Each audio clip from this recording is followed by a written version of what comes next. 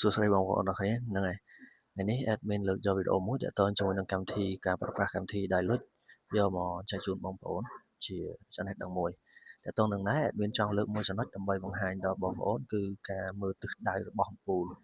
ពេលដែលអំពូល admin យកមកប្រើនេះប្រភេទParagon ហើយ admin យកប្រភេទ Walleye យកទៅប្រើនេះប្រភេទWalleye គឺរូបរាងវាបែបនេះ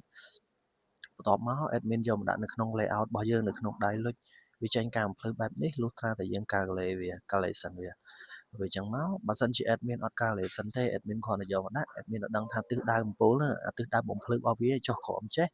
ឡើងលើទៅឆ្វេងទៅស្ដាំ admin អត់ដឹងទេអញ្ចឹងដើម្បីមិនចាំបាច់គណនាយើងអាចដឹងពីទិសដៅរបស់អំពូលហ្នឹងយើងអាចធ្វើបានដូច admin ណាដំបូងឡើយយើងអត់មានអំពូលបែបនេះទេនេះ admin តំណាក់ទេចូលមកកន្លែង lighting ទៅ select list ដែលយើងធ្លាប់ប្រើយកនេះហើយបន្ទាប់មកចុចកន្លែងនេះហើយយើងដាក់ទីតាំងដែលយើងចង់តម្លើង admin ចង់តម្លើងកន្លែងនេះហើយ admin តម្លើងនៅកម្ពស់1ម៉ែត្រកន្លះ1ម៉ែត្រកន្លះឥឡូវ admin ចង់ copy មួយ copy យកមកដាក់មកចេះរៀង sorry copy យកមកដាក់ចេះរៀងមកចេះរៀងទៀតឯទួដាក់2ឥឡូវ view 3D បន្តិចវាមានកម្ពស់បែបនេះបើសិនជាយើងអត់ទាន់គណនានេះទោះលុះត្រាតែយើងដាក់ឲ្យយើងគណនាបានយើងឃើញ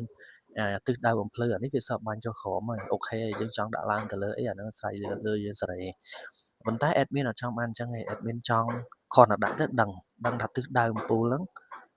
insert ពី Paragon catalog នេះមកគ្រាន់តែដាក់ចូលនៅក្នុង layout យើងដឹងថាទិសដៅអំពូលហ្នឹងបាញ់ឡើងលើចុះក្រោមឆ្វេងស្ដាំអញ្ចឹងហើយដើម្បី add ទិសដៅនឹងបាននេះបងប្អូនក្លែកមកលើបារខាងលើនេះវាមានកន្លែងនេះបងប្អូនចុចកន្លែងនេះមកបងប្អូនឃើញកន្លែងនេះហ៎កន្លែងនេះគឺជា show already alignment មានន័យថាបង្ហាញទិសដៅឬក៏បង្ហាញ line ដែលវាត្រូវបំភ្លឺអញ្ចឹងបងប្អូនចុចកន្លែងហ្នឹងមកឃើញទេយើងមិនបាច់គណនាវាអាចវាប្រាប់ពីទិសដៅអំពូលដែលត្រូវបំភ្លឺគឺវាបាញ់ការបំភ្លឺនឹងចុះក្រោមវាយើងចង់ដឹងថាវាការបាញ់បំភ្លឺចុះក្រោមមែនអត់យើងគណនាយើងមើលបែបនេះបើសិនជាចង់ដូរទិសដៅអាចដូរកន្លែងនេះបានដូរមកឥឡូវ admin ចង់ដូរ90ដឺក្រេឥ